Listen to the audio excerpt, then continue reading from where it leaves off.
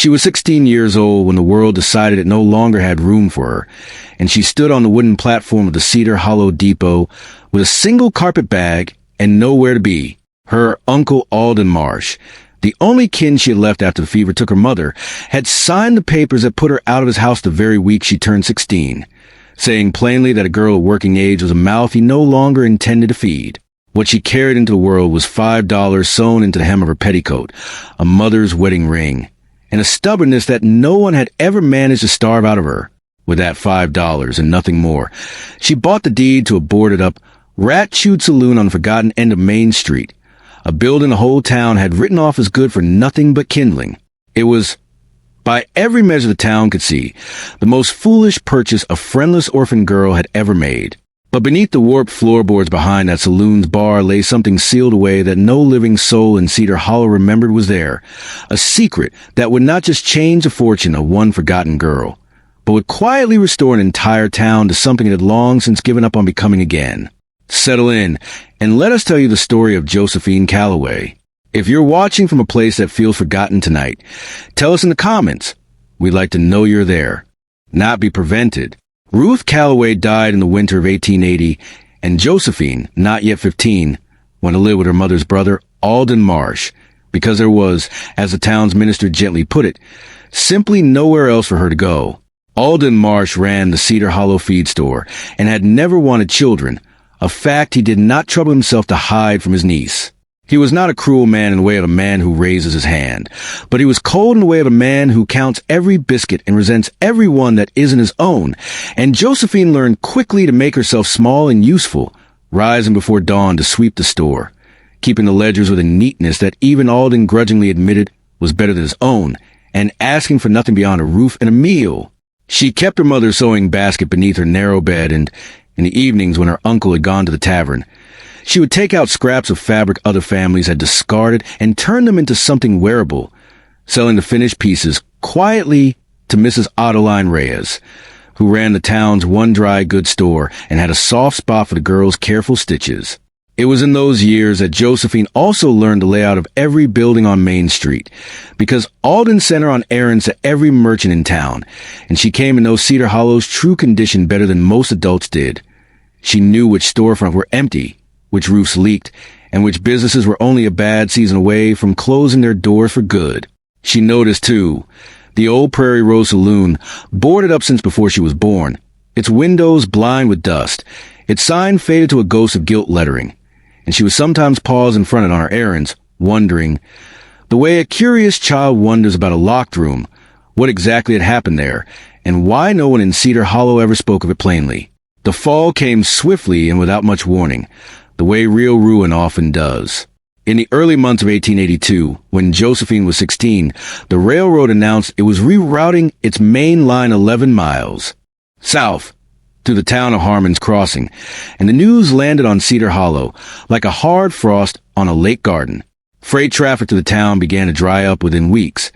and with it went much of the trade that had kept Alden Marsh's feed store afloat. Alden, never a man to absorb a loss quietly, began looking for ways to cut his expenses, and it did not take him long to decide that the niece he'd taken him more from obligation and affection was an expense he no longer cared to carry, particularly now that she had turned 16 and, in his mind, ought to be able to fend for herself. He did not shout when he told her. He simply set her carpet bag by the door one gray March morning, along with the $5 he considered her final wages, and told her that a girl her age could surely find work or a husband, and that either way, his house was no longer hers to sleep in. Josephine did not cry in front of him, though she would allow herself that later, alone by the depot, because she had learned from her mother that a person's dignity was often the only thing left that could not be repossessed, and she intended to keep hold of hers. She spent that first night on a bench inside the train depot, wrapped in her one good shawl, turning the problem of her life over in her mind the way she once turned over a torn hem, looking for the seam that would let her mend it. She had $5, a sewing basket, a set of hands that knew hard work, and a mind that spent years cataloging every building in Cedar Hollow, renting even the smallest room above the bakery. She learned the next morning would cost more than she had. But when she walked, half out of habit and half out of some pull she could not name, past the old Prairie Row Saloon, She found a hand-lettered notice tacked to its door, gone soft and gray with weather, announcing that the town council intended to auction the abandoned property for unpaid taxes. The opening bid a mere $5, since no one in Cedar Hollow believed the ruined building was worth taxing in the first place. Josephine stood before that peeling door for a long while,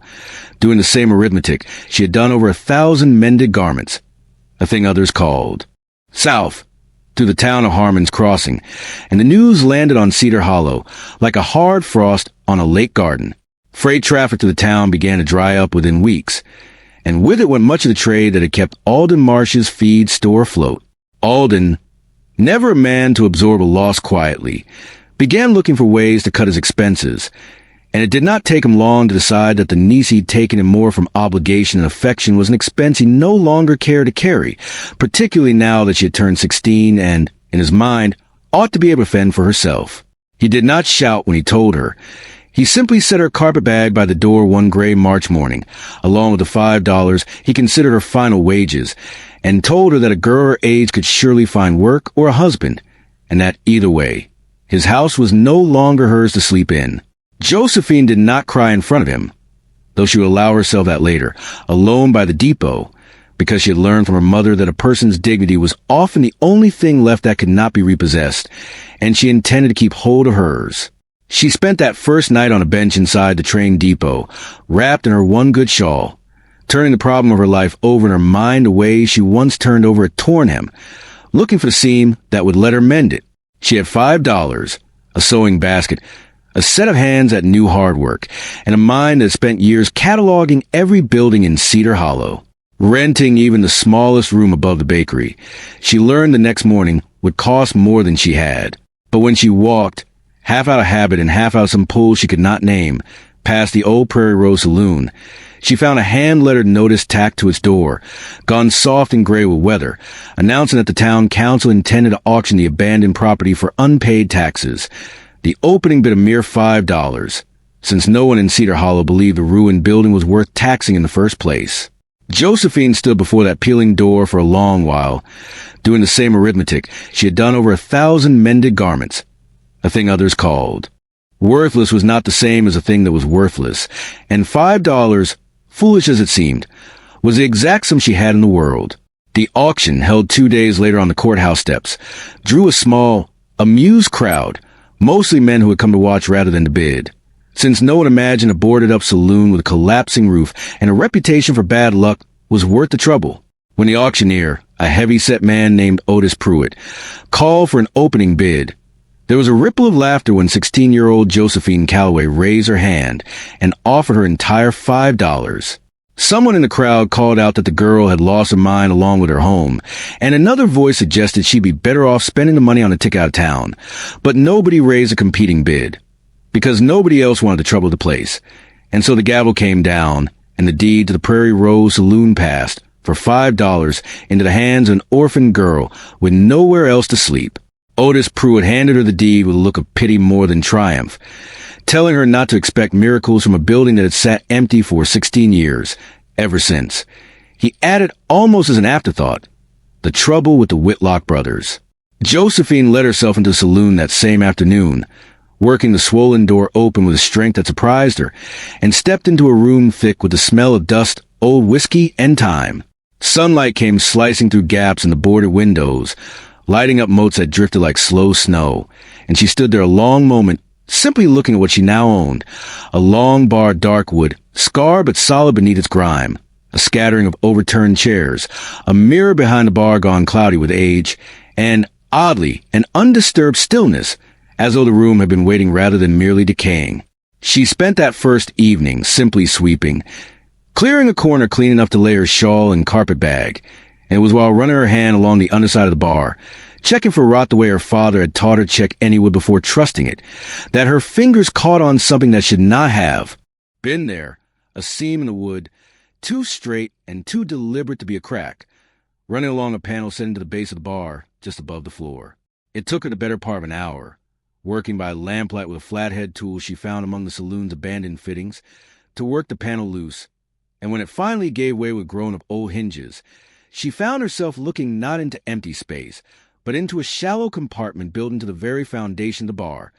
clearly the work of a careful craftsman rather than an accident of construction. Inside lay a tin dispatch box, rusted at its corners, but its lid still sealed, and beside a bundle of papers wrapped in oilcloth that had kept the damp mostly at bay. Josephine's hands trembled as she lifted them out,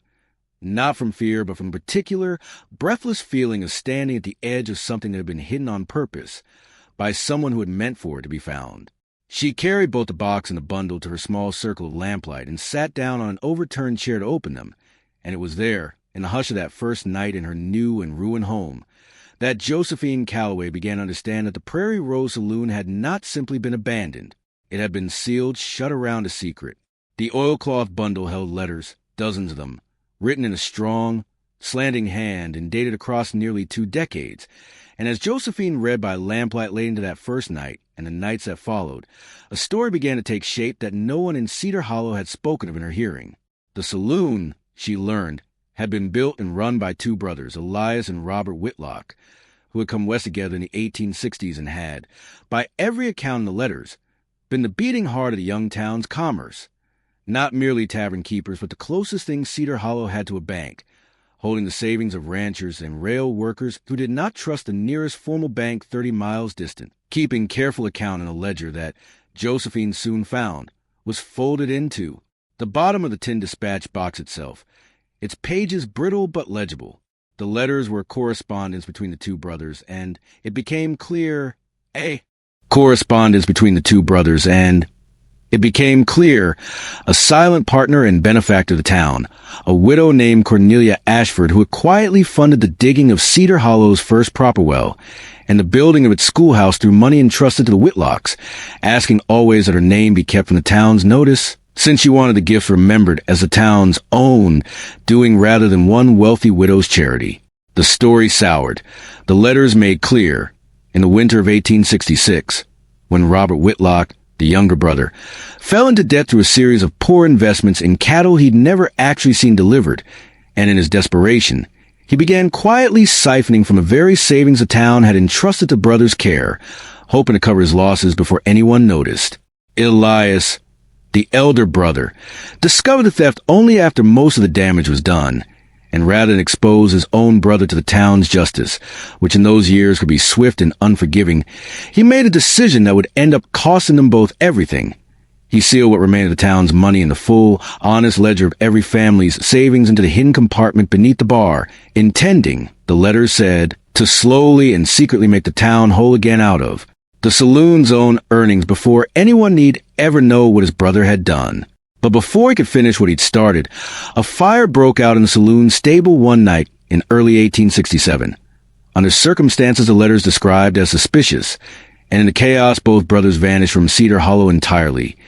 Their departure explained to the town only by a hastily posted notice that they had gone west to try their fortunes in the gold fields, a story that had settled over the years into simple, unquestioned local memory. The final letter in the bundle, written by Elias to Cornelia Ashford and apparently never sent, admitted that he could not return and clear his family's name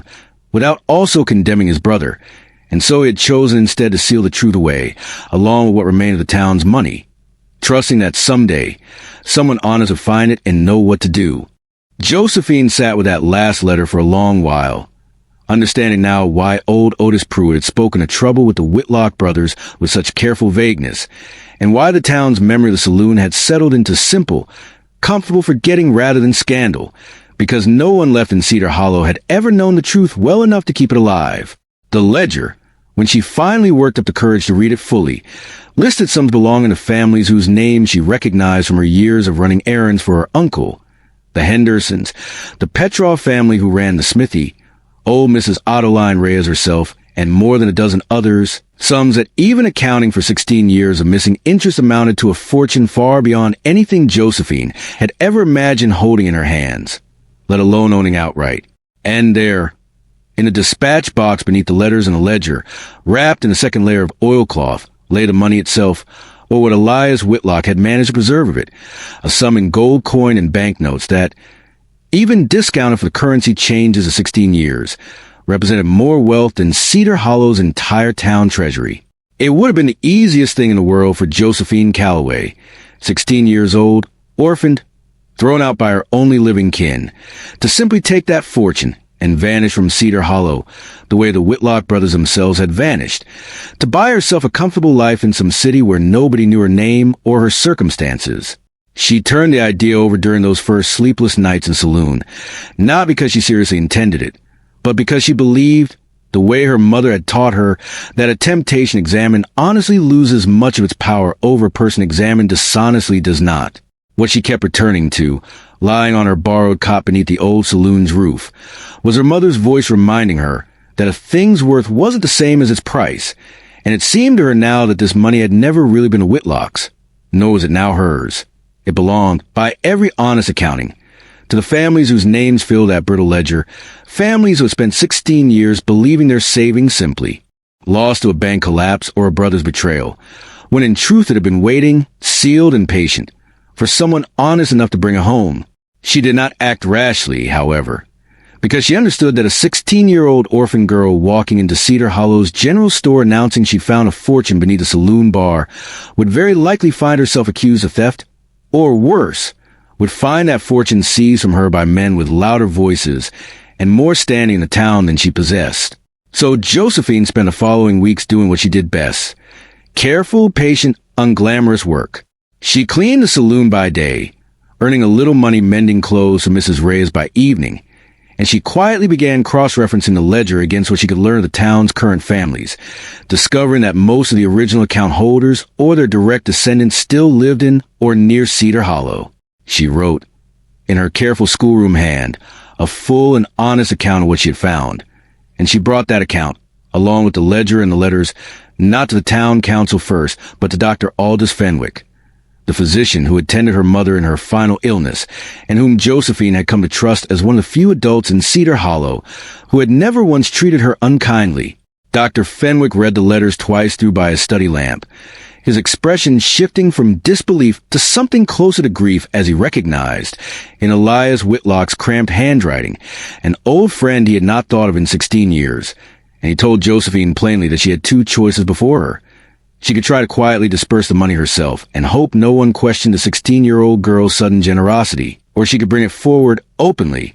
risk the town's judgment, and let the truth of the Whitlock brothers finally be known. It was Dr. Fenwick who first suggested calling a town meeting, and it was Josephine, gathering the courage she did not entirely feel, who insisted that she would be the one to stand up and explain what she had found, rather than let the truth reach the town secondhand and gathering distortion as it traveled. Not everyone in Cedar Hollow received the news with gratitude. It was here that Josephine met the sharpest opposition of her young life, in the person of the town's current banker, a smooth and ambitious man named Cyrus Dunmore,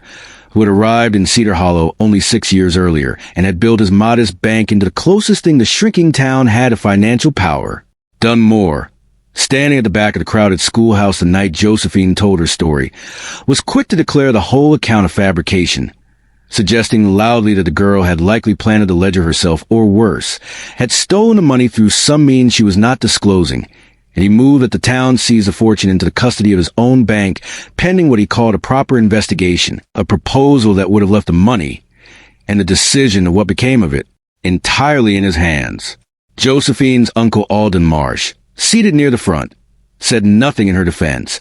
and for one long, cold moment she stood alone before a room of neighbors who had known her whole life, and yet seemed ready to believe the worst of her rather than the plain, careful evidence in front of them. It was Mrs. Adeline Reyes who rose first, saying in a clear voice that she recognized her own late husband's account entry in that ledger, an amount and a date she remembered because it represented the money they'd saved toward the very dry goods store she still ran, and that no girl of 16 could have invented such precise, private details. One by one, other names on the ledger stood as well, the Hendersons and the Petrovs and half a dozen others, each recognizing sums and dates that matched their own family memory of money lost long ago, and Dr. Fenwick, standing beside Josephine, confirmed that the handwriting in the letters matched correspondence he himself had once received from Elias Whitlock, a friend he had never expected to hear from again. Cyrus Dunmore's objections grew, louder and more desperate as the room's mood turned against him, and it was in his agitation that he made his critical error, blurting out a detail about the fire in the old stable, 16 years past, that had never been made public in any account Josephine had read or Dr. Fenwick had shared, a detail that could only have been known to someone who had been present or complicit in whatever had truly happened that night. The room fell silent at that, and it was Dr. Fenwick, his voice heavy with the weight of old suspicion finally confirmed, who reminded the town that Cyrus Dunmore's late father-in-law had been the town's constable in 1867, the very man who had investigated the stable fire and closed the case within a single day, ruling it an accident despite whispers at the time that it had not been. Whether Dunmore himself had known the full truth of that old fire or simply understood, from family talk passed down at his own table, more than he should have, the town's mood shifted decisively against him that night, and his motion to seize the fortune found no second. Instead, the town resolved, with Dr. Fenwick's steady guidance and Josephine's careful ledger in hand, to return every account to its rightful family, down to the coin, and a place what remained, a considerable sum once every claim was honored, into a fund for the town's own restoration, a fund at Cedar Hollow, shrinking and half forgotten since the railroad's rerouting, desperately needed. In the months that followed, Cedar Hollow began, slowly and almost shyly, to come back to life, and it did so under Josephine Calloway's quiet stewardship, since the town council, in gratitude and in recognition of her honesty, asked her to oversee the restoration fund alongside Dr. Fenwick. The old schoolhouse roof was repaired before the next winter's snow could ruin its ceiling further. A new well was dug on the town's east side, easing a shortage that had plagued the poorer family for years. And the Prairie Rose Saloon itself, the building the whole town had once dismissed as worthless, was restored under Josephine's own hand into a general mercantile and boarding house, its long bar repurposed as a counter, its once blind windows thrown open to the light, becoming not a place of old sorrow, but a genuine center of the town's daily life. Cyrus Dunmore quietly sold his bank's interest within a year and left Cedar Hollow altogether, unable to weather the suspicion that now followed him, while Alden Marsh, Josephine's uncle, watched his niece's rise from a shrinking distance, never quite finding the words to apologize, though he did, in time, begin buy his feed store's dry goods from a mercantile, a small and wordless concession that Josephine chose to accept without comment, because she had learned that some debts were better left uncollected once the larger justice had already been done. It is worth remembering, as this story draws towards close, exactly where it began, with 16-year-old girl standing on a depot platform with $5 sewn into her hem and nowhere in the world that wanted her. Josephine Calloway did not find a hidden fortune beneath the bar of the Prairie Rose Saloon because luck favored her, though it may have seemed that way to the town that once laughed at her purchase. She found it because she was the kind of person who checked the underside of things others walked past, who had learned from a mother mending cast-off coats that value hides itself in the overlooked, and who understood, once she found that fortune, that the honest use of it mattered far more than the having of it. She could have vanished from Cedar Hollow a wealthy stranger. Instead she became, in the truest sense, the town's own daughter, the one who brought his long-buried debts back into the light, and asked for no more credit than the truth itself provided. What lay under that bar was never simply gold and paper. It was 16 years of the town's quiet grief finally allowed to heal, and it took an orphan girl that same town had cast aside without a second thought to be the one who carried it home. Thank you for spending this time with Josephine's story and with Cedar Hollow, a town that, like so many of us, had to be reminded that what looks forgotten is not always without worth. If this story moved you, we'd be grateful if you'd share it with someone who needs reminding of that tonight, and we'd love to hear from you in the comments. What is a time in your own life when you found real value in something or someone that everyone else had already written off? We read every story you share with us, and we're always glad you're here. Until next time, stay close.